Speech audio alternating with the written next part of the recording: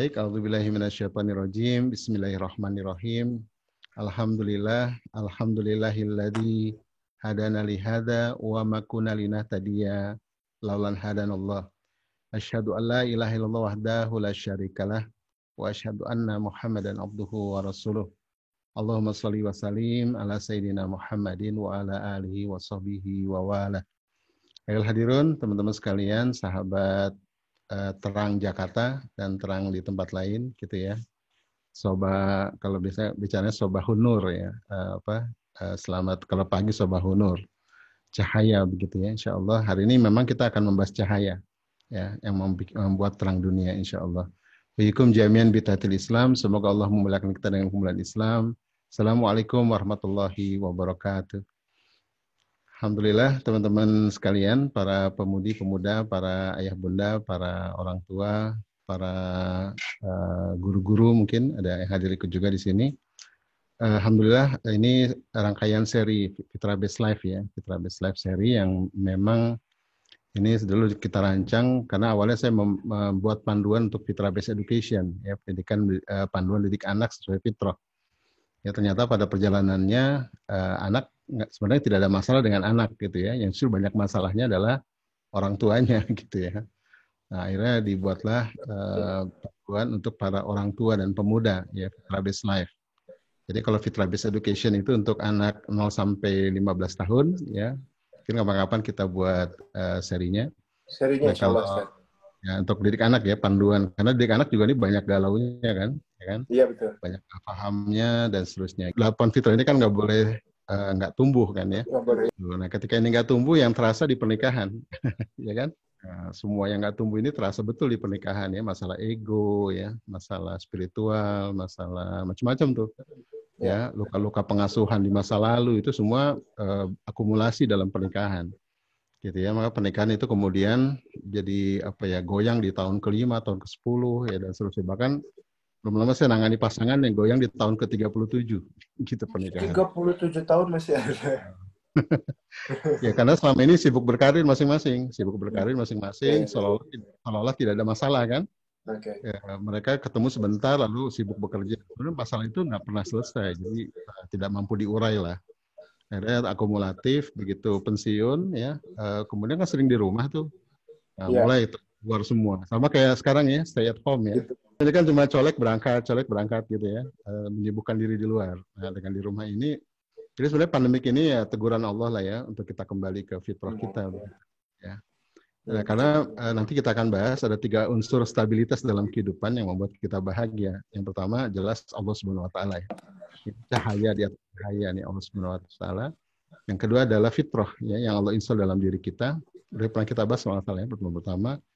Yang ketiga adalah ilmu. Ya, ilmu ini yang disebut ilmu kalau dalam Islam itu ilmu yang bersumber dari kitabullah. Ya, kalau para pakar saran nyebutnya world view. Nah, makanya hari ini kita akan bahas itu kan. Happiness in Islamic worldview, cara pandang Islam tentang dunia, cara pandang Islam tentang kehidupan. Karena salah pandang itu kemudian jadi salah dalam bertindak, sepakat nggak? Betul. Betul kan? Jadi wrong action itu diakibatkan karena salah dalam mind, salah ya, cara pandangnya ya betul. Cara pandang. Maka sekarang jadi ramai kajian tentang worldview karena kita sebenarnya pergulatan itu terjadi bukan di level praktis ya, pergulatan terjadi di level pemikiran. Ketika pemikiran ini kacau ya, maka kemudian nanti di level pelaksanaan berantakan walaupun mengatakan saya hamba Allah gitu ya, saya muslim, saya berjuang untuk Islam, tapi kalau worldview-nya salah, itu nanti di tingkat praktek jadi salah semua. Gitu ya.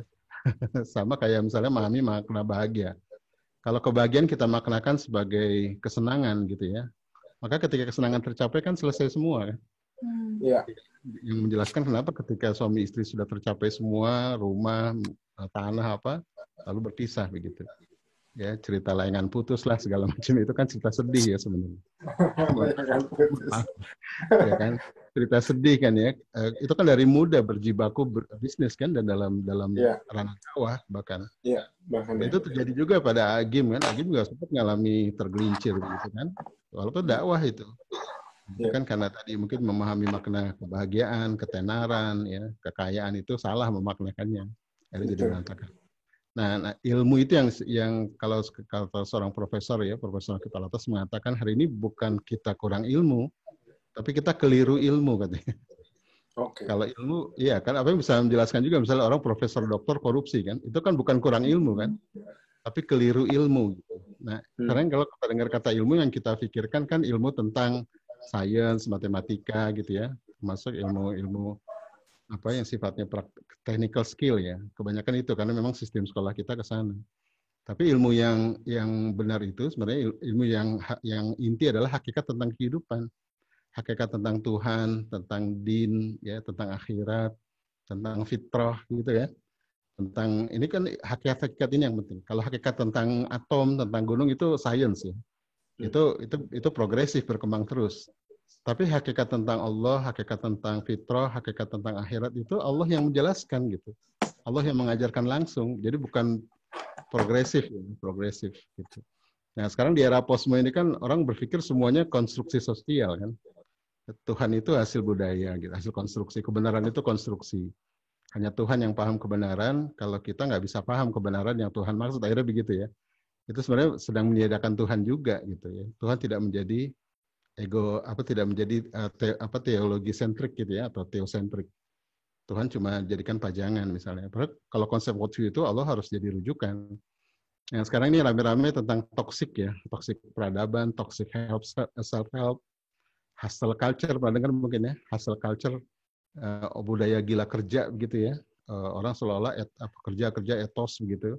Tapi sebenarnya rest to nowhere ya, pacuan nggak kemana-mana juga gitu kan. Pada akhirnya justru muncul penderitaan nanti yang besar begitu ya. Nah gitu. Maka teman-teman sekalian, para sahabat atau pemuda terang gitu ya, kita penting ini untuk memahami tiga hal ini sebagai unsur stabilitas. Pertama tadi Allah Subhanahu Wa Taala jadikan Allah sebagai orientasi segala hal dalam kehidupan kita. Ya kita ini servant gitu ya, kita ini adalah pelayan Allah, kita ini adalah hambanya, dan kita bergerak ini bukan maunya kita tapi maunya Allah gitu kan. Dan ini Allah mengenalkan dirinya bukan hasil berpikir kita gitu ya. Kemarin kalau nggak salah udah dibahas ya, di sebuah hari yang disebut sebagai the day of Alastu ya, hari persaksian itu Allah mengenalkan dirinya. Ya kita semua di alam ruh ya, kita belum wujud gitu ya. Allah keluarkan kita dari tulang sulbi Adam gitu ya, dan keturunannya, kemudian dipersaksikan dalam sebuah alam ruh gitu ya. Kita semua dipanggil, belum wujud, belum bentuk, kita diminta untuk bersaksi kan. Alastu birobikum. Ya, bukan kakinu robmu kata Allah, lalu qalu bala syahidna. Betul ya Allah, kami bersaksi. Nah, titik itulah yang menjadi istilah covenant-nya, menjadi titik perjanjian kita dengan Tuhan gitu ya, yang harus kita nanti jalankan selama di dunia. Makanya penting untuk memaknai agama juga. Agama itu dia, kalau Profesor Kepala Atas mengatakan agama itu dari kata din. Ya, dalam Islam din itu dari kata dain. Dain itu artinya hutang gitu ya. Maka ketika orang bicara agama itu bukan sekedar religius, bukan sekedar religion gitu ya, tapi bicara tentang 4 hal. Ini juga bicara hakikat, ya, hakikat tentang agama. Beda di Barat. Kalau di Barat mungkin agama itu budaya gitu ya, mungkin agama itu hasil berpikir, mungkin agama itu konstruksi sosial. Dalam Islam enggak, Allah yang mengenalkan agama gitu dalam kitabnya. Islam terutama gitu ya, bahkan Allah yang memberi nama itu. Gitu ya, agama itu 4. Yang pertama adalah terkait dengan kata dain itu hutang. Jadi ketika orang beragama, dia berhutang pada Tuhannya. Berhutang apa? Berhutang untuk menuntaskan perjanjiannya dengan Tuhan. Apa yang mau dijalankan di dunia gitu ya. Terus yang kedua adalah konsep kepasrahan total ya, ketundukan total. Ini kan hamba kita adalah Allah adalah purpose ya, purpose of creation itu menjadi hambanya kan. Itu yang kedua. Yang ketiga adalah undang-undang. Jadi kalau bicara fitrah itu bicara agama itu bicara aturan, ya bicara hukum. Ya, harus ada aturan kan, ada tata kelola. Yang keempat adalah fitrah. Ya, satu yang nature gitu ya, satu yang Allah instruksi dalam diri manusia. Itu ketika bicara din. Nah, maka teman-teman sekalian, ini mungkin kita bahas nanti kapan ya tentang Islamic worldview lebih dalam. Tapi saya ingin ini dimudahkan karena ini bahasan filsafat gitu ya, bahasan tasawuf. Kalau di kajian fikih kita nggak ketemu tuh worldview ya. Nah, di kajian akidah kita nggak ketemu gitu ya. Nah, worldview ini dia pandangan Islam yang komprehensif gitu. Cara pandang yang komprehensif, bukan hanya bicara tentang halal haram, bukan hanya bicara tentang benar salah, bukan hanya bicara baik buruk, ya, tapi juga bicara tentang zolim apa enggak, gitu ya. Zolim apa adil, gitu.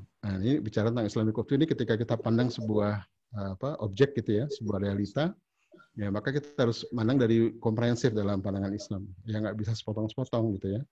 Mandang keluarga, mandang kehidupan terus komprehensif gitu. Kalau tidak nanti tadi banyak salah gitu ya. Nah, jadi teman-teman sekalian, hari ini judulnya kan Happiness in Islamic Worldview gitu ya. Jadi worldview ini cara pandang kita tentang dunia atau pandangan hidup. Kalau orang Malaysia nyebutnya pandangan alam gitu ya, pandangan dunia. Ya, salah pandang terhadap sesuatu ya, maka salah juga dalam bertindak.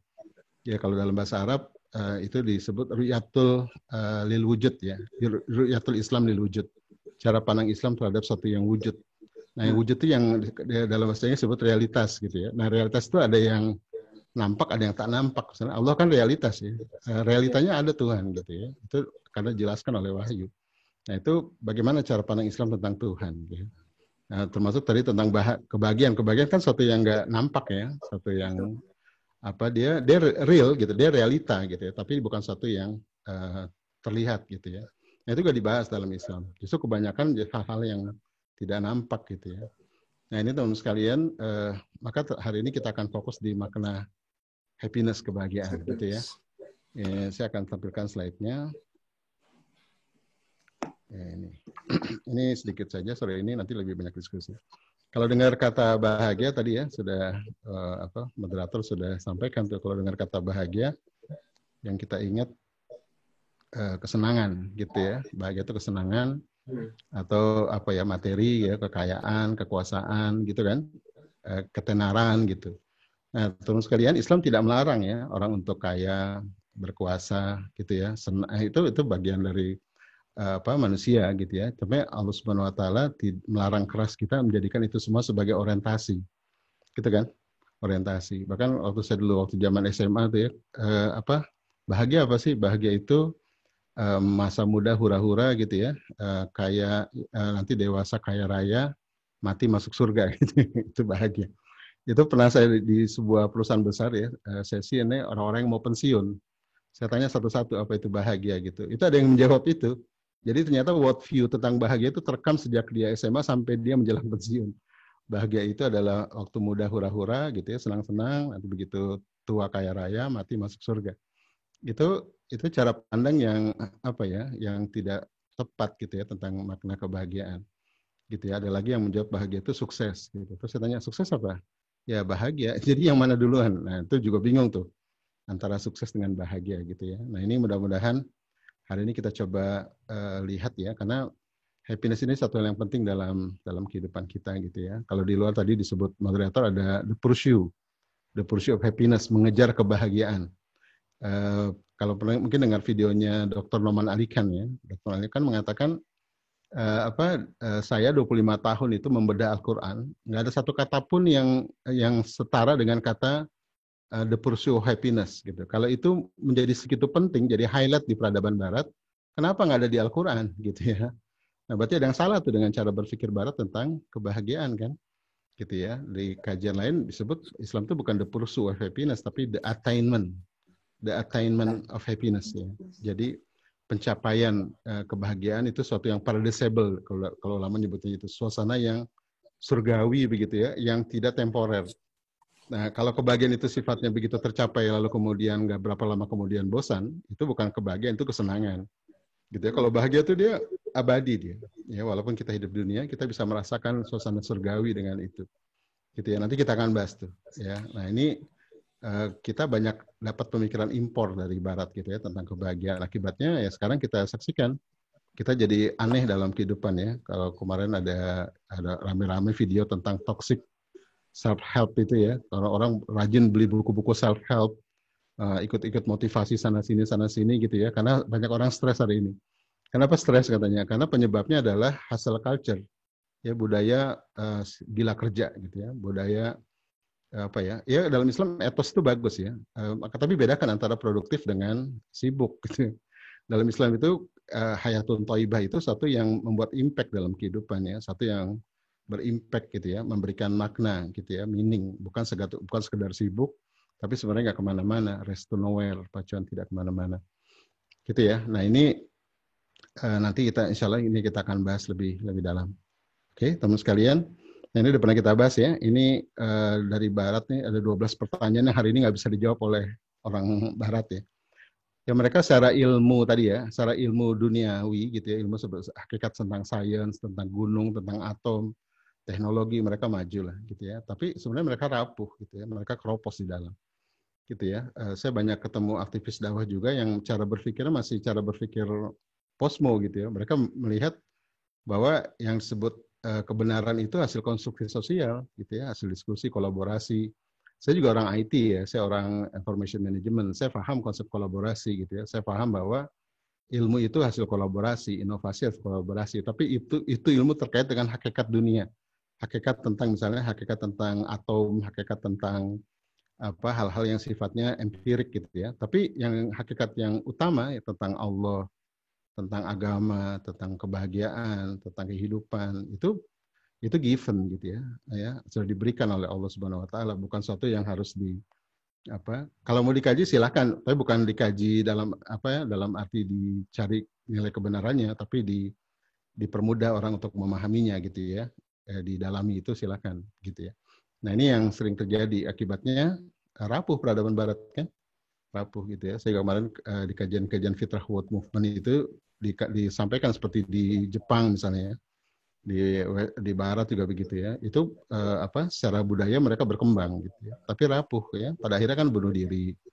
Ya, pada akhirnya juga ikut pemikiran-pemikiran barat. Jadi masa kecil orang Jepang tuh bagus ya.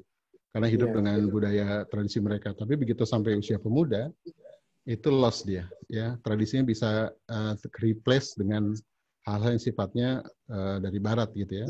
LGBT gitu ya, itu terjadi di masyarakat Jepang gitu ya, termasuk orang segan menikah, padahal secara tradisi mereka sangat kuat gitu ya, waktu dari kecil sampai mereka besar tuh bagaimana tradisi pernikahan, hierarki ayah dan ibu itu sangat kuat gitu ya. Nah ini yang kemudian Profesor Kepalatas mengatakan kalau kita keliru dalam ilmu maka kita the loss of adab ya, kita akan kehilangan adab gitu ya. Nah ilmu ini yang tadi yang saya maksud adalah ilmu tentang hakikat kehidupan, termasuk hakikat keluarga. Ya, dalam Islam itu di semua sisi dalam ilmu itu ada hierarki namanya, ada derajat of existence kalau bahasanya kan, nggak semua sama atau ada derajatnya. Dalam pernikahan juga sama, ada ayah, ada ibu kan. Nah kalau yang di Western kan enggak ya, karena di posmo itu semua sama, equality, masuk ke rumah-rumah akhirnya apa? Suami boleh jadi ibu, gitu kan, boleh jadi istri boleh jadi suami. Kan jadi aneh begitu ya, jadi aneh. Satu sisi mereka misalnya mendukung bangsa kulit hitam untuk tidak direndahkan ya. Tapi sisi lain mereka menyamaratakan peran ayah ibu misalnya. Ini juga jadi problem ya, jadi problem dalam pernikahan. Nanti kita lihat. Nah ini ya, udah kita bahas kemarin tentang Tuhan. Itu barat masih jadi pertanyaan ya, tentang externality, tentang ilmu juga sama. Ilmu itu apa sih gitu ya? Can be known and how anyone knows it. Bagaimana cara orang? Jadi epistemologi kalau dalam bahasa filsafat, sumber ilmu dengan dari mana ilmu didapat tuh ya barat masih nggak punya sesuatu yang ajak gitu ya. Mereka hasil tadi konstruksi sosial, hasil berpikir. Pada akhirnya mereka gagal mengenal Tuhan kan. Kayak Hawking itu coba mengenal Tuhan.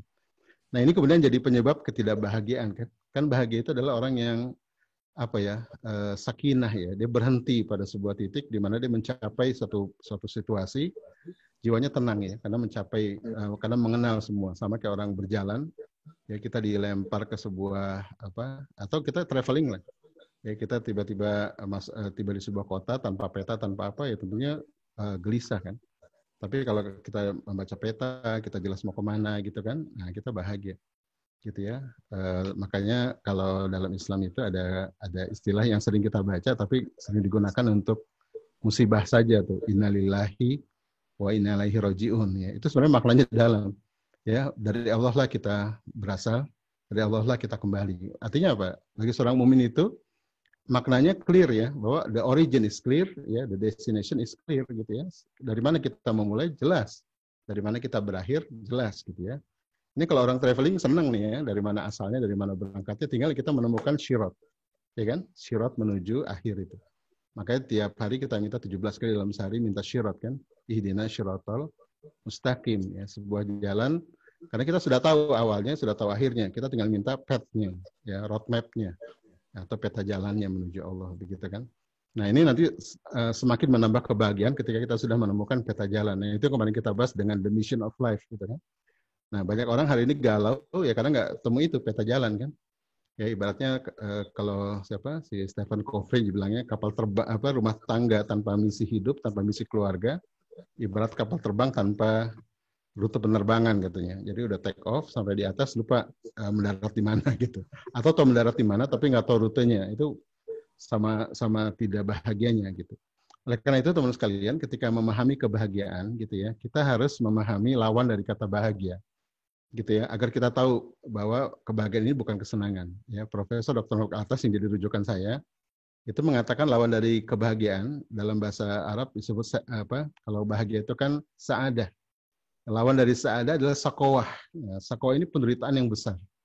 Ya, penderitaan yang dalam gitu ya, penderitaan yang khosaro ya, jadi kerugian yang besar. Karena kalau bahagia cuma diartikan lawannya sebagai sedih, susah gitu ya, kita nanti tidak melihat makna bahagia sesungguhnya gitu ya. Jadi lawan dari kata sa'ada itu adalah sakowah. Sakowah itu penderitaan yang dalam. Jadi kalau gitu kebahagiaan apa? Ya suatu suasana kejiwaan yang terpuaskan gitu ya, yang mencapai derajat tertingginya gitu ya. Yang itu kemudian Allah di surat Al-Fajr itu disebut juga mutmainah ya, dan dipanggil itu masuk surga. Nanti kita akan bahas ini. Nah, itu teman sekalian. Jadi ada 3 hal tadi ya, sekaligus unsur stabilitas. Pertama adalah Allah sebagai pemandu kita, sebagai orientasi kita, gitu ya. Yang kita adalah untuk itulah kita dihadirkan di dunia, jadi hambanya. Maka kita adalah pelayannya yang harus maunya Allah, bukan maunya kita. Yang kedua adalah fitrah dalam diri kita. Fitrah inilah kadar-kadar yang Allah install dalam jiwa manusia, dalam diri manusia, untuk nanti manusia menemukan jalannya. Jadi kadar-kadar tadi misi hidup itu ada dalam fitrah kita sebenarnya. Gitu ya. Nah, panduannya apa? Panduannya adalah ilmu, yaitu kitabullah itu. Ya, kitabullah yang memandu kita agar jangan sampai fitrah ini salah menemukan jalan. Gitu ya. Oleh karena itu, misalnya terkait dengan passion misalnya, Allah mengatakan di surat Al-Isra, kalau disebut passion, bakat, talents itu bisa diobservasi, bisa dikenali. Kul-kulu ya'malu ala syakilah. Ya. Katakanlah ya Muhammad, setiap kalian beramal menurut bakat pembawaan masing-masing. Syakilah. Jadi syakilah itu adalah bakat pembawaan masing-masing. Jadi kita bisa observe. Dan Rasulullah itu melihat bakat-bakat sahabat ya. Maka Rasulullah ketika menugaskan para sahabat sesuai dengan bakatnya kan. Yang bakatnya leader ya suruh jadi panglima perang, yang bakatnya pencatat ya suruh mencatat hadis, mencatat Quran, yang bakatnya memimpin ya suruh jadi pemimpin, yang bakatnya bisnis. Itu bisa diobservasi oleh manusia. Tapi untuk menemukan jalan, misi hidup ya, Allah mengatakan di surat Al-Isra ayat 84 gitu ya, 1784 Allah mengatakan farabukum a'lamu biman wahda sabila. Ya, dan hanya kepada Rabb pula, dan hanya Rabb pula yang paling tahu siapa yang paling benar jalannya. Jadi kata farabukum, ya, jadi kita harus merujuk kepada Rabb. Kita ingin menemukan tadi misi hidup ya, jalan hidup kita. Gitu ya, teman sekalian. Ketika ini sudah tercapai, maka inilah sebagai jadi unsur stabilitas kebahagiaan. Nanti kita lihat ya definisinya apa. Nah ini tadi sudah kita bahas ya. Ini yang terjadi ketika kita nggak paham tentang tadi konsep-konsep hakikat hidup, ini yang terjadi. Gitu ya. Tentang akhirat aja, mungkin teman-teman pernah tahu kisah Raja Qin, Raja Kaisar Cina. Ya, Raja Qin itu dia memandang di akhirat itu ada peperangan, salah, keliru pandang dia. Ya, akibatnya apa? Karena dia punya kekuasaan, disiapkanlah pasukan terakota ya. Tanah liat 8.000 kalau tidak salah yang wajahnya tiap beda. Dan kemudian disiapkan makam yang besar. Karena dia berpikir di alam kematian itu ada peperangan gitu ya. Maka dia persiapkan itu. Kebayang ya betapa effortnya, betapa banyak korban yang diciptakan untuk sesuatu hal yang salah pandang. Makin besar kuasa seseorang, ya makin buruk akibatnya ketika dia salah pandang. Ya, dalam rumah tangga juga sama ya. Kalau seorang ayah imam dalam keluarga, seorang ibu makmum dalam keluarga salah pandang tentang perannya, wah bahaya tuh ya, bisa kacau di rumah.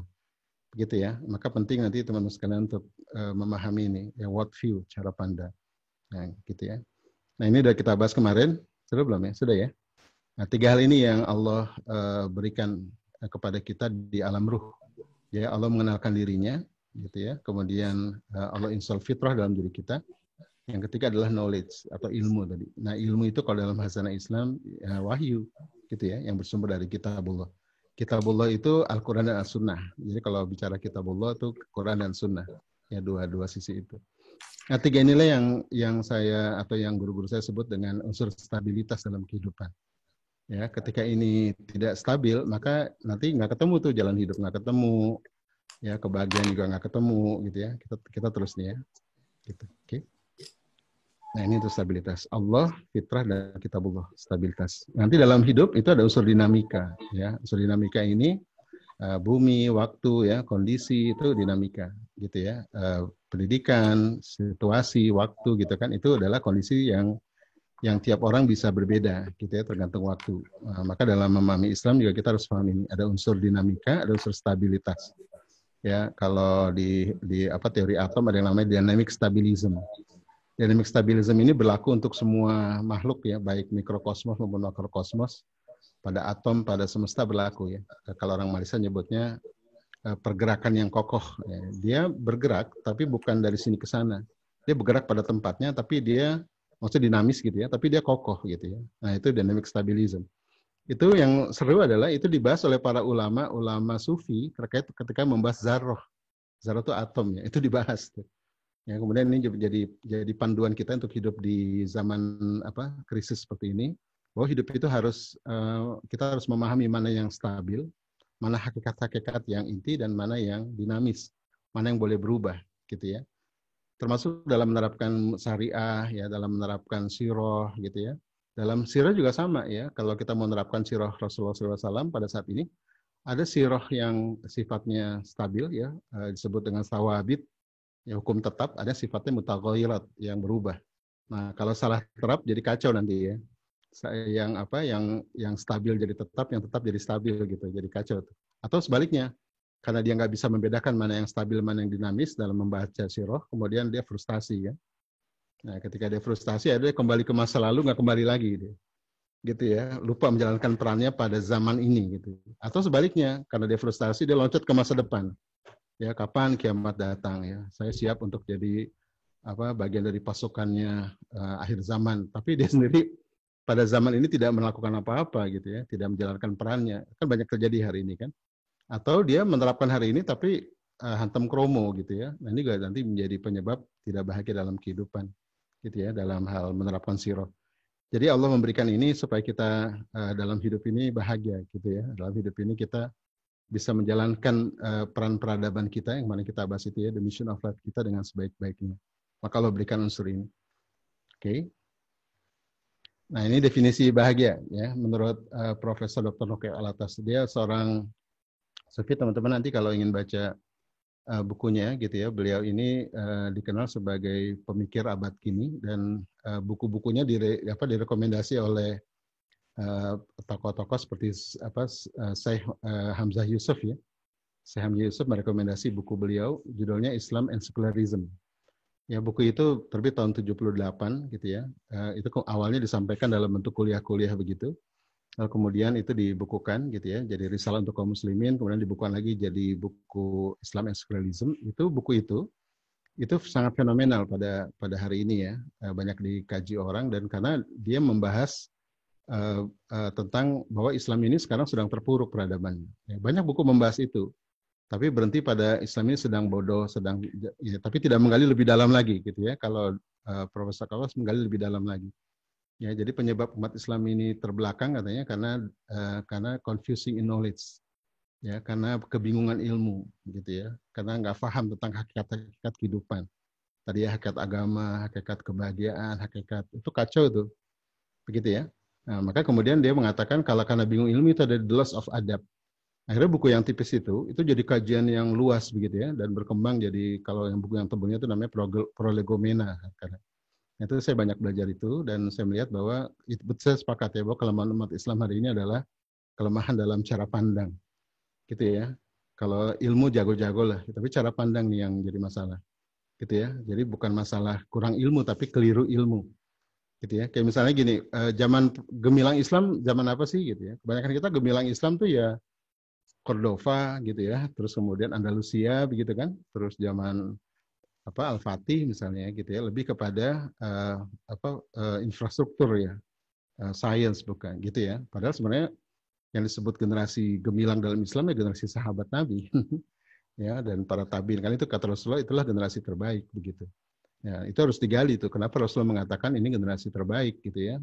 Jadi peradaban Islam itu bukan diukur dari kehebatan teknologi, itu efek saja gitu ya. Kemakmuran itu efek saja. Efek dari bagaimana ada sekumpulan orang ya yang membangun peradaban tapi dengan cara pandang yang benar. Nah, itu sustain tuh.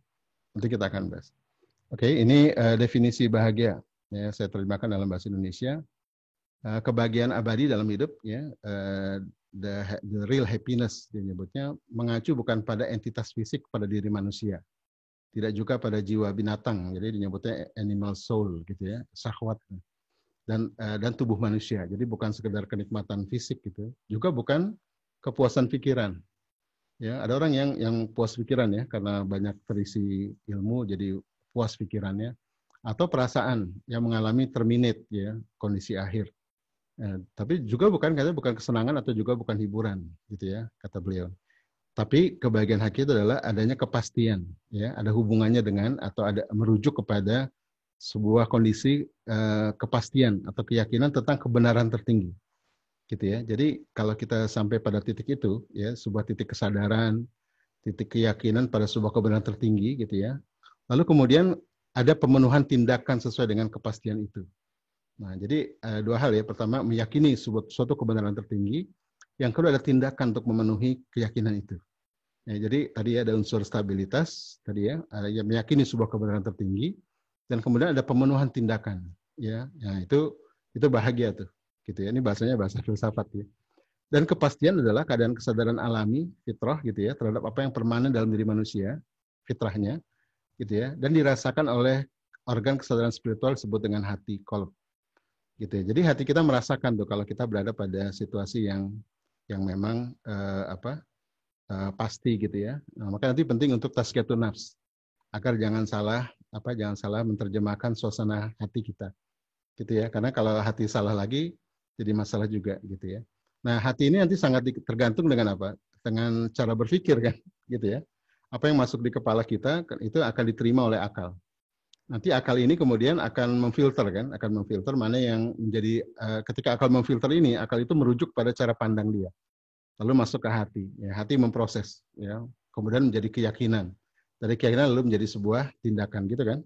Ibnu Qayyim Jauziyah mengatakan sampai orang masuk neraka itu nggak langsung tiba-tiba masuk neraka, diawali dari lintasan pikiran, hot ya. Kalau lintasan pikiran ini menguat, ya, dia akan turun ke wilayah hati menjadi keyakinan. Gitu ya. Kalau keyakinan terus dibiarkan, maka dia akan turun ke wilayah perilaku menjadi perbuatan. Perbuatan yang terus-menerus disebut dengan kebiasaan. Kebiasaan dalam waktu yang panjang disebut dengan karakter. Gitu ya. Karakter secara kolektif disebut dengan culture atau budaya. Jadi ketika terjadi hasil culture, budaya yang rusak gitu ya, itu diakibatkan karena ada karakter dominan dalam sebuah masyarakat yang rusak gitu. Nah, karakter itu dilahirkan apa? Karena ada perbuatan yang terus-menerus yang berangkat dari keyakinan yang salah ya, dan keyakinan yang salah ini berangkat dari cara berpikir yang salah gitu ya. Maka orang bahagia itu adalah orang yang memiliki keyakinan kepada sebuah kebenaran tertinggi ya. Nanti kita akan bahas tuh. Bagaimana tahunya ini kebenaran yang tertinggi atau bukan? Ya, maka tadi perlu ilmu gitu ya, perlu kita untuk world view, perlu untuk tazkiyatun nafs gitu ya. Nah, ini saya coba uraikan ya, tazkiyatun nafs yang paling mudah dari para ulama. Ada 5M tazkiyatun nafs itu. Ya, ini terkait juga nanti balik lagi ke definisi tadi ya. Sudah pernah dibahas kemarin ya. Pertama adalah muahadah. Ya, muahadah ini menyadari ya, mengingat kembali untuk apa kita diciptakan, gitu ya. Lalu kemudian menyadari kembali fitrah-fitrah dalam diri kita. Fitrah ini kan kadar-kadar. Ya, bahkan ada yang mengatakan fitrah ini adalah kadar-kadar yang kita nggak sadar kalau itu kebaikan kita tuh ada di sana. Ya, kalau Arumi mengatakan kamu tidak perlu mencari cinta di luar sana. Cinta itu sudah ada dalam dirimu, katanya. Tugas kamu hanyalah merobohkan semua bangunan yang kamu bangun untuk menghalangi cintamu ya kepada kebenaran itu. Jadi semua dalam diri kita sebenarnya kan. Tapi tadi ya unsur stabilitas 3, fitrah manusia yang menjadi bekal dalam diri ya. Itu kebenaran, itu cahaya. Yang kedua adalah Allah sebagai yang menunjuki gitu ya. Ya maka nanti penting untuk mendekat terus-menerus kepada Allah dan meminta terus kepada Allah, iyyaka na'budu wa iyyaka nasta'in. Yang ketiga adalah ilmu tadi ya. Karena ilmu ini akan mempengaruhi cara orang bertindak begitu. Nah, ini jadi 3 hal ini kita kenang gitu ya. Termasuk tadi ya, untuk apa kita dihadirkan di dunia gitu ya. Untuk apa kita dihadirkan di dunia, untuk beribadah kepadanya semata. Nah, ini sebagai cara untuk membersihkan hati kita gitu ya. Jadi kalau dengan demikian kita perlu melakukan tazkiyatun nafs tadi agar kita bisa tadi membedakan ini mana kepastian yang semu, mana kepastian yang hakiki begitu ya. Gitu. Oke. Terus yang kedua adalah muraqabah ya, banyak mendekat pada Allah agar berikan qalan sadida ya, ucapan yang berat. Maka di awal-awal dakwah Rasulullah kan orang Rasul melakukan sholat malam gitu kan. Ya qiyamul lail dan seterusnya itu di awal-awal masa Islam itu sebuah kewajiban itu ya. Dari ayat-ayat di Makkiyah itu di awal-awal dakwah itu ya, itu banyak menggambarkan Rasul itu sering sholat malam gitu. Oke. Muraqabah ini agar kita diminta tadi dibantu untuk menemukan takdir peran peradaban kita ya minta kepada Tuhan tadi kan farobukum a'lamu biman wada sabila, Rabbul yang paling tahu siapa yang paling benar jalannya gitu ya. Caranya gimana gitu ya. Nah, kalau kita bahas fitrah based life gitu ya, kemarin udah dibahas barangkali. Ketika bahas fitrah based life itu titik kritis orang menemukan misi hidup itu antara usia 15 dan 40. Ya, itu surat Al-Ahqaf surah Al-Ahqaf itu surat 46 ayat 15. Satu-satunya surat di Al-Qur'an, satu-satunya ayat di Al-Qur'an yang bicara tentang usia pemuda. Jadi Ibnu Qayyim Jauziyah menyebutnya usia pemuda itu antara 15 sampai 40. Nah, itu di surat Al-Ahqaf itu, surat 46 ayat 15 itu diawali dengan hatta balagu asyuddahu. Ketika sampai masa dewasa, wa balagu arba'ina sanah, dan sampai masa 40 tahun, 15-40. Jadi teman-teman di terang Jakarta dan di daerah yang sekarang menjelang 40, 30, 40 ini mulai umur-umur galau nih kan, umur galau. Ya, galau kenapa? Karena tidak menemukan makna hidup gitu, ya kan, tidak menemukan misi hidup. Ya, jadi galau ini hal yang wajar gitu ya, harus diterima sebagai sebuah kewajaran. Allah sedang bicara sama kita, sampai kapan akhi? Sampai kapan antum cuma cari makan? Sampai kapan antum hidup cuman berpacu nggak kemana-mana begitu ya. Antum mungkin sibuk dakwah, antum mungkin sibuk dalam kegiatan yang baik, tapi apa makna dalam perjuangan antum itu gitu ya? Apakah itu jalan menuju Tuhanmu atau bukan? Atau cuma euforia misalnya gitu ya? Karena banyak juga aktivis dakwah yang terjerembab gitu ya, karena dia bergerak di bidang dakwah tapi nggak tahu apa yang diperjuangkan spesifik. Itu kemarin kita bahas sebagai the mission of life gitu ya. Nah, ini antara 15-40 nih masa-masa galau. Maka kita diminta resepnya itu adalah apa? Doa. Ya Allah, pertama kita minta berdoa kepadanya, Robbi auzi'ni, ya Allah, ini doanya harus doa. Kalau Ustadz Zaidul Akbar bilang doa dengan segala pinta. Ya, saya ketemu beliau kemarin ngobrol-ngobrol ya. Jadi sebutkan semuanya biar Allah tuh merilis katanya. Gitu ya, pokoknya segala pinta lah gitu ya, dengan segala pinta. Jadi Robbi auzi'ni, ya Allah bimbinglah aku, ana asykura ni'mataka allati an'amta alayya, agar aku mampu bersyukur kepada nikmat yang kau berikan kepadaku ya Allah. Ya, nikmat berupa kompetensi, potensi, ya, warisan, bisnis, keluarga, ya, istri yang baik, anak yang baik, syukuri semua. Yang kedua, wa asykura ni'mataka allati an'amta alayya wa an'amta walidayya. Semua nikmat yang diberikan sama orang tua kita. Ya, syukuri gitu. Ya, kalau ada ganjalan sama orang tua, selesaikan buru-buru. Ya kan, ini kan resources ya, resources. Orang tua kita nggak semuanya buruk toh, ada baiknya dan banyak baiknya malah. Nah, ini bagaimana kita menjadikan ini sebagai jalan kita begitu ya, untuk banyak bersyukur. Tapi kedua syukur ini, syukur pada diri dan syukur pada predesesor ya, orang-orang sebelum kita, orang tua kita termasuk leluhur, itu agar apa? Wan amilan solihan tardohu. Agar itu semua bisa digunakan untuk waan amilan solihan tardohu. Agar digunakan untuk amal soleh yang Allah ridhoi, gitu ya. Amal soleh yang Allah ridhoi ini kalau kita kaji lebih dalam gitu ya, saya baca di kajian-kajian tasawuf tentunya, kajian sufi, amal soleh Allah ridhoi ini adalah amal soleh yang memang spesifik yang untuk menjadi tugas kita di dunia, itu amal soleh Allah ridhoi. Wal amilan solihan tardohu. Ya, karena ternyata di surat Fatir ya, surat Fatir itu surat Fatir ayat 30, kalau nggak salah 37 ya, atau 47 itu penghuni neraka berteriak gitu. Ya, ternyata ada amal soleh yang Allah nggak ridho gitu ya, amal soleh yang salah. Kok salah kenapa? Itu ada doa, ada ayatnya tuh. Jadi penghuni neraka itu yastarihuna fi, mereka berteriak dalam neraka terus berdoa, Rabbana akhrijna. Ya Rabb kami, keluarkan kami dari neraka gitu. Ya, niscaya kami akan melakukan wa ana milan solihan ghairul ladzi kunna na'mal. Kami akan melakukan amal soleh yang bukan yang dulu kami kerjakan. Itu disebut spesifik amal soleh yang bukan dulu kami kami akan melakukan amal soleh bukan amal soleh yang bukan seperti amal soleh yang dulu kami kerjakan gitu. Wan amalan solehan nakmal gitu ya. Kunna nakmal yang bukan dulu kami kerjakan. Jadi ya dulu melakukan amal soleh gitu ya, tapi bukan itu yang merupakan panggilan hidupnya, bukan itu tugas spesifiknya di dunia, bukan itu perannya gitu ya. Nah itu luar biasa itu ini. Dan itu kalau Allah menjawab ya di surat Fatir itu tidak bisa kata Allah ya. Bukankah kamu sudah kami berikan waktu yang cukup? Gitu. Nah para mufasir mengatakan waktu yang cukup itu 40 tahun. Nah, jadi kalau teman-teman sekalian sekarang antara 15-40 atau makin lama makin galau atau 20-40 atau 30-40, makin mepet ke 40 nih makin kenceng galaunya gitu ya. Nah ini hati-hati ya, ini bukan galau pengen kawin lagi gitu ya, bukan galau. Ini galau karena alamiah ya, ada hak-hak fitrah kita yang minta diberikan jalan. Gitu ya, mari temukan makna kita. Ya, maka kalau di luar itu disebut the meaning of life ya, atau the mindfulness gitu. Sebenarnya kalau dalam Islam apa tugas kita di dunia itu apa sih gitu ya? Dalam rangka nanti mewujudkan kita sebagai hamba Allah. Ini kalau udah ketemu ini ya masya Allah gitu ya. Ini unsur yang tadi disebut dengan happiness. Ada sebuah keyakinan ya, kepastian pada sebuah keyakinan atau kepastian atau keyakinan pada sebuah kebenaran tertinggi. Nah kebenaran tertinggi itu diantaranya adalah tadi ya menemukan panggilan hidup, ya menemukan puncak dari hak fitrah kita itu. Oke ya. Oke, terus yang ke doa berikutnya, ini menarik ayat ini ya. Doa berikutnya ternyata bicara tentang keturunan. Ya, wa aslihli fi zuriyati. Jadi memang antara rentang 15-40 itu tema besarnya itu cuma 4 itu. Syukur pada diri, syukur pada orang tua, gitu ya, menemukan panggilan hidup, dan kemudian bersiap untuk didik anak dengan sebaik-baiknya, gitu ya.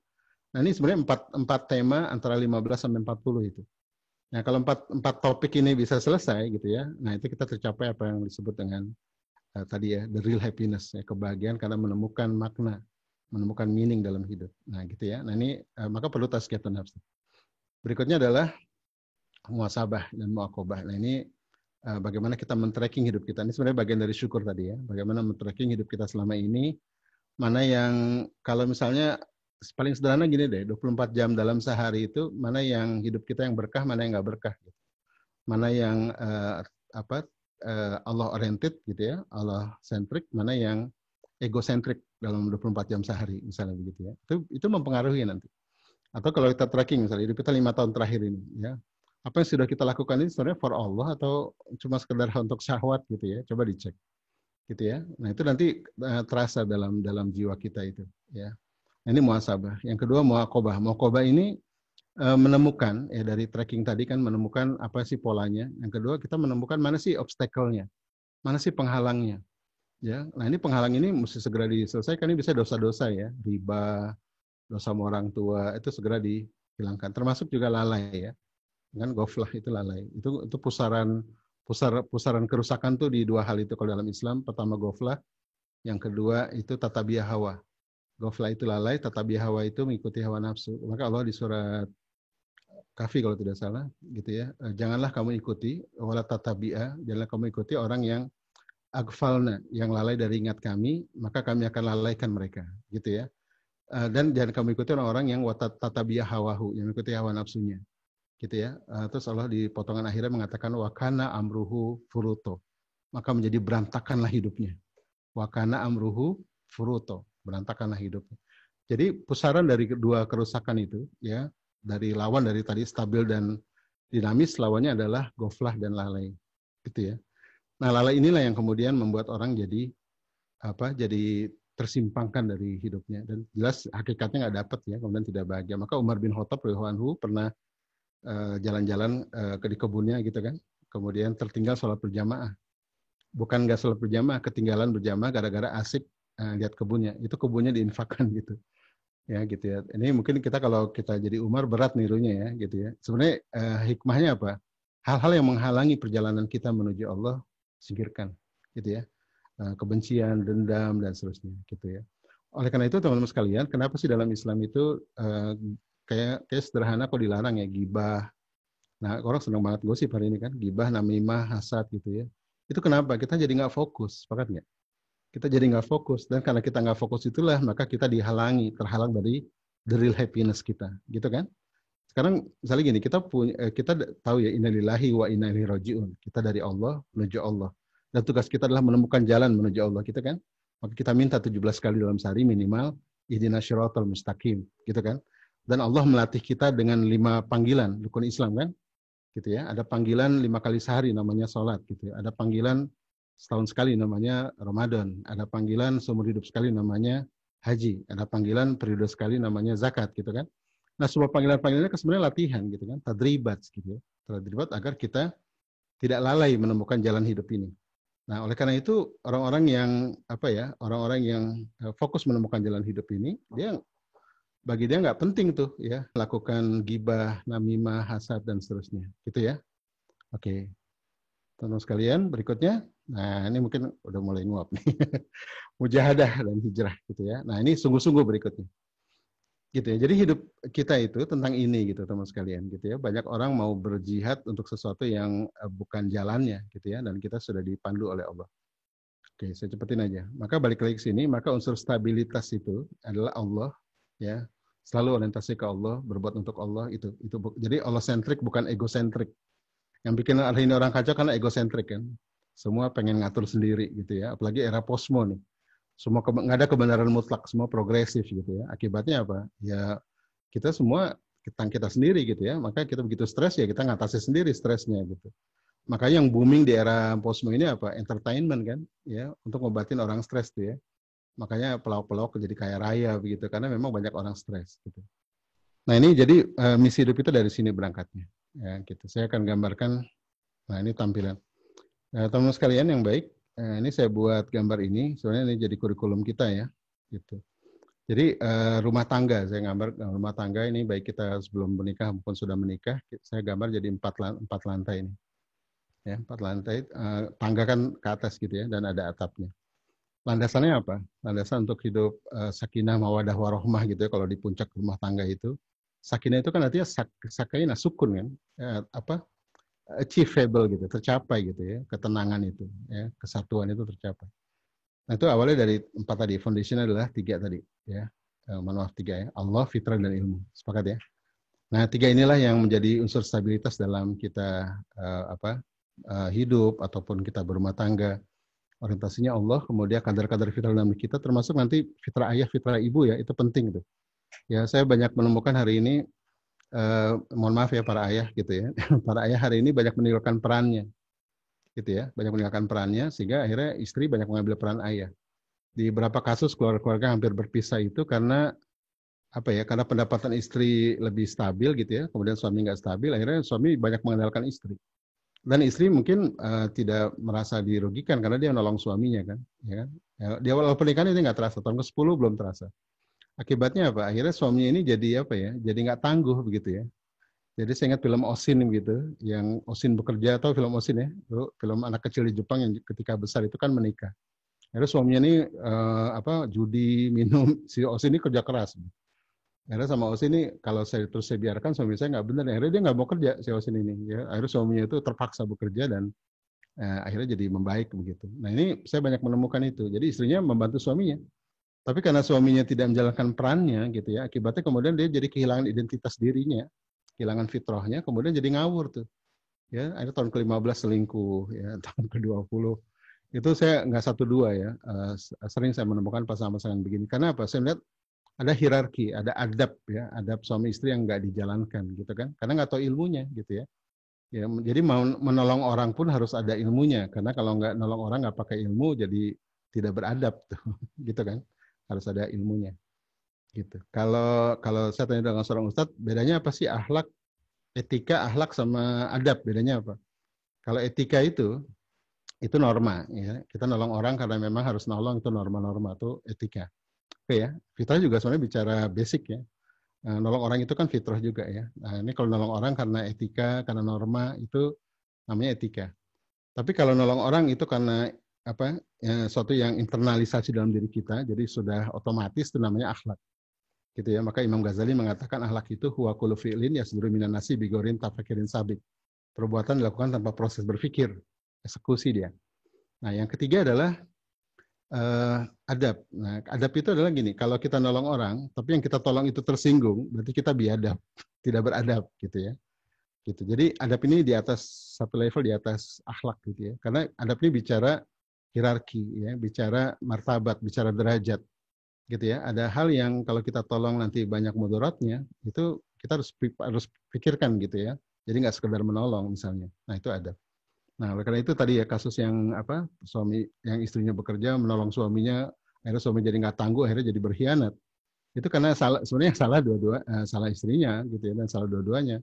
Karena tidak memberikan otoritas pada suaminya untuk jadi suami, begitu ya, untuk jadi imam. Ya, maksudnya membantu, tapi sebenarnya menjerumuskan, gitu. Oke ya.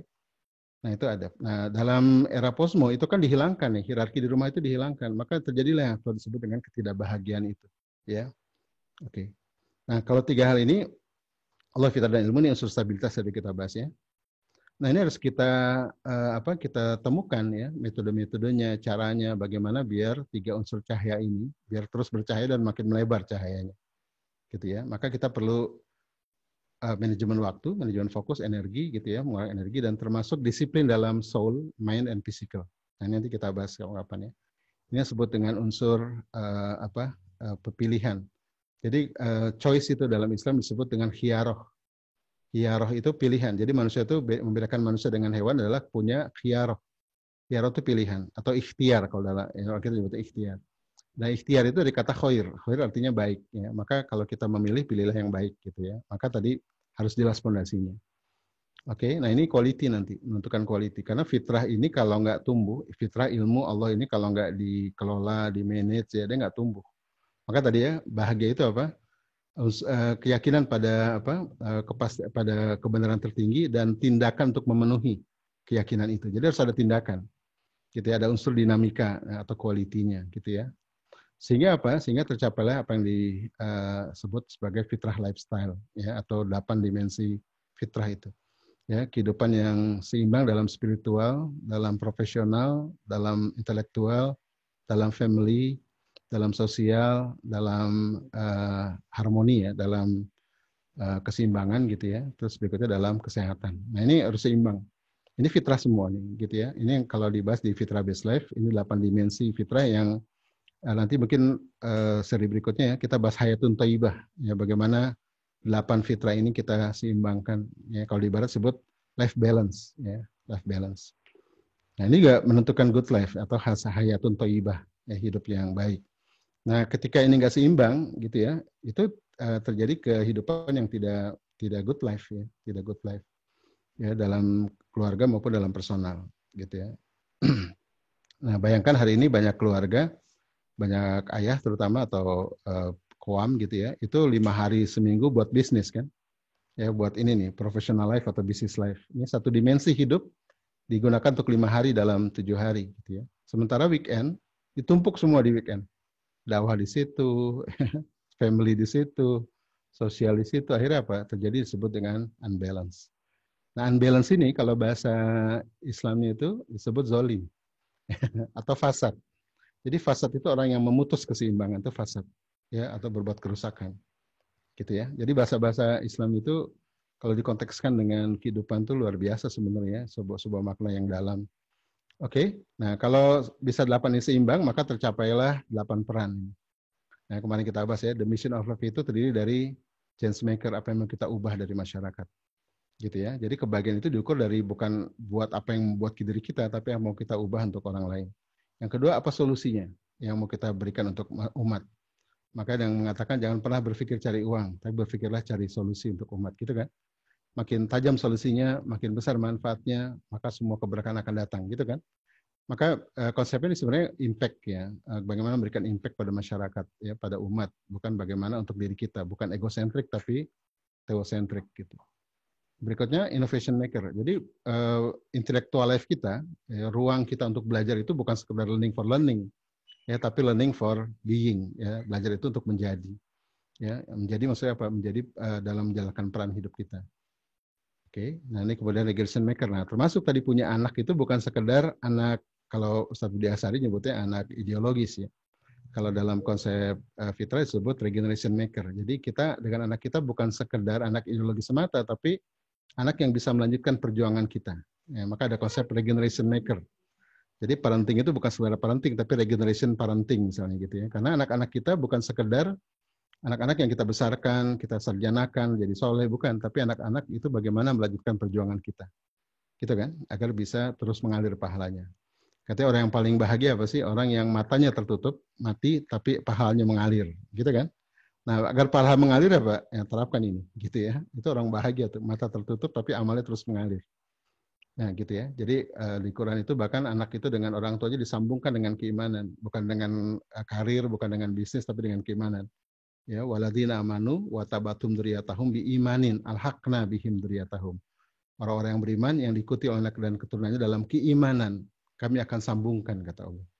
Wa ma'alatnahum min amalihim min syai', dan kami tidak akan mengurangi sedikit pun dari amalnya. Gitu ya, karena saking besarnya pahala itu. Gitu ya. Oke, berikutnya adalah community maker. Ya, bagaimana dia membuat komunitas kayak terang ini. Terang ini bukan sekedar komunitas ya, dia harus menjadi komunitas yang mendukung perjuangan ya, bukan sekedar tempat kumpul, sosialita gitu ya. Nah, maka para pendiri Terang ini misinya apa gitu ya? Misi perjuangannya apa sehingga membuat komunitas ini. Terus spesifik. Oke, berikutnya aesthetic maker ya. Bagaimana solusi kita di umat itu dia harmoni, ya, tidak hantam kromo, ya ramah manusia, ramah alam gitu ya. Tidak menghantam budaya yang ada tapi memuliakan dan seterusnya.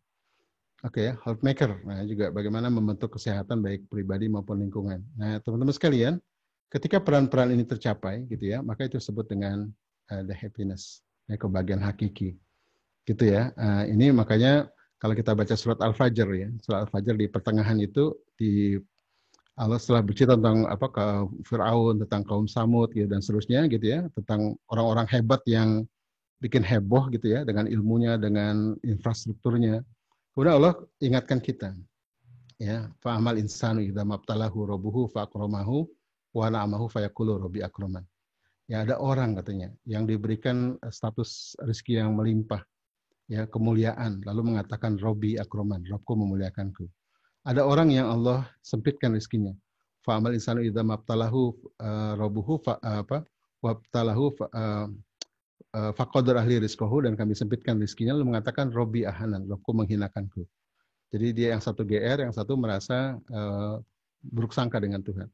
Lalu kata Allah, nggak gitu ceritanya gitu ya. Ukuran mulia dan hina itu bukan dari banyaknya rezeki atau kurangnya rezeki. Kalabala tukrimunal yatim, tapi memuliakan anak yatim. Watahaduna ala ta'amil miskin. Watakuluna turata aklalama. Terus begitu ya. Itu tentang membuat manfaat ya, bagi umat. Nanti di ujungnya apa? Di ujungnya kemudian Allah mengatakan, ya ayyunasul mutmainah, wahai jiwa yang tenang.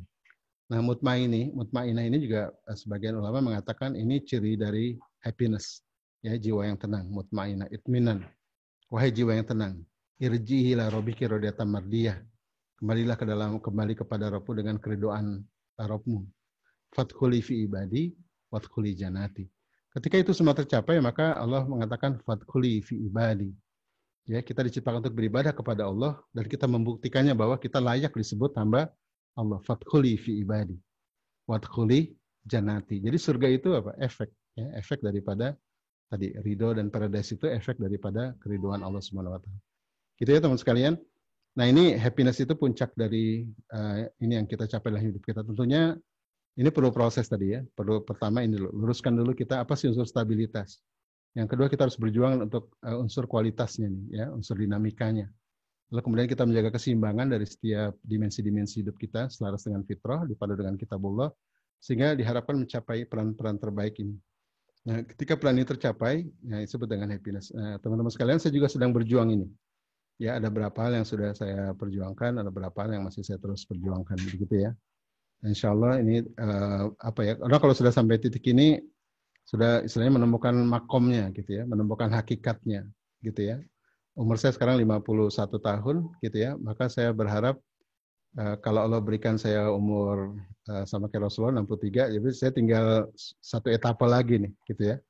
Maka orang-orang yang sudah menemukan misi hidupnya itu sepertiga akhir hidupnya adalah pacuan amal menuju surganya. Sama kayak Rasulullah SAW ya, umur 40 kan diangkat jadi nabi kan. Maka dari 40 sampai 63 eksponensial amalnya, ya kan? Jadi Islam tuh nggak kenal konsep pensiun dini, lalu pulang kampung, ya ngurus sawah 10 petak, atau kontrakan 12 pintu, lalu nunggu-nunggu kematian. Islam bukan itu, teman-teman sekalian. Ya, seorang mukmin, seorang muslim itu sepertiga akhir hidupnya adalah pacuan amal menuju surganya. Maka kalau kita sekarang sebelum 40 ini, mari temukan ya peran-peran kita di dunia ini apa? Dalam 8 dimensi tadi ya. Peran kita apa? Dan kita wujudkan itu semua. Perlahan-lahan tapi pasti. Ya, innalillahi wa inna ilaihi rajiun. Dari Allah lah kita berasal, the clear ya, the origin clear, dan destination ya, karena kepada Allah kita menuju. Maka tugas kita itu ini, membuat roadmap-nya, membuat pathway-nya, ya, membuat jalannya gitu ya, menurut syiratal mustaqimnya itu kita buat sekarang. Nah, inilah syiratal mustaqim. Ini kalau orang sudah ketemu disebut dengan nikmat gitu kan. Ya, jadi bahasanya banyak tuh, sa'adah, nikmah gitu ya. Maka kita minta ihdinas syiratal mustaqim, syiratal ladzina an'amta 'alaihim. Sepakat enggak? Kita meminta jalan yang lurus, jalan orang-orang yang diberi nikmat sebelum kami gitu kan. Syiratal ladzina an'amta 'alaihim itu kalau ditafsirkan itu tafsirnya surat An-Nisa. Surat 4 ayat 69. Ya, surat An-Nisa itu mengatakan yang disebut dengan orang-orang diberi nikmat itu oleh Allah pertama adalah nabiyin. Yang kedua adalah sodikin. Yang ketiga adalah syuhada. Yang keempat adalah solihin. Nah, keempat golongan inilah orang-orang yang Allah sebut sebagai orang yang diberi nikmat. Ya, orang-orang yang kita minta untuk menirunya. Gitu kan. Nah, kalau kita lihat, Nabi hidupnya suffer nggak? Menderita nggak? Menderita, tapi beda ya. Menderita orang yang nggak tahu jalan, dengan menderita orang yang tahu jalan dan tahu makomnya itu berbeda. Sepakat ya? Jadi teman-teman yang ketemu misi hidup nanti mengalami nggak perjuangan, penderitaan mengalami, tapi berbeda rasanya. Ya, berbeda rasanya orang-orang yang menemukan makna dalam hidupnya, maka semua penderitaan itu dianggap sebagai sebuah nikmat dalam menempuh perjalanan. Jadi makna happiness ini makna yang hakiki dan dalam gitu ya. Jadi bukan sekedar makna kepuasan fisik atau kesenangan batin, kesenangan fisik atau perasaan atau pikiran, tapi kepuasan yang dalam, keyakinan, kepastian pada sebuah kebenaran tertinggi, dan kemudian tindakan untuk memenuhi keyakinan itu. Oke, demikian mudah-mudahan bisa memberikan wawasan kita dan kita wujudkan bersama begitu ya, perlahan-lahan, karena tanpa ini maka akan sulit nanti kita untuk untuk bisa menemukan kebahagiaan hakiki itu, gitu ya. Nanti efeknya kemana? Ke anak-anak, sepakat nggak? Kalau kita sebagai orang tua, sebagai pemuda, kalau pemuda belum nikah, begitu nikah efeknya ke pasangan dan anaknya. Kalau sekarang sudah menikah, efeknya ke anak-anaknya, begitu ya, dan keturunannya dan seterusnya. Oke, baik. Nah, ini maka di sini nanti ada kerentanan ya, ada kerentanan, kelentingan, interaksi. Nanti kita akan bahas ini, dan ini ada tahapan-tahapan ya untuk didik anak, juga termasuk tahapan-tahapan dalam kehidupan ya gitu. Ini masing-masing ini nanti ada panduannya gitu ya. Insya Allah nanti bisa di-share ke teman-teman. Oke, demikian yang saya sampaikan. Mudah-mudahan Allah berikan kita keberkahan ya dalam perjumpaan ini, karena ini ilmu banyak menyebut nama Allah. Mudah-mudahan menjadi taman surga buat kita semua. Amin. Menjadi jalan bagi kita untuk memperbaiki generasi berikutnya dan mencapai peradaban yang mulia insya Allah ya. Jazakumullah khairan jazaa. Assalamualaikum warahmatullahi wabarakatuh.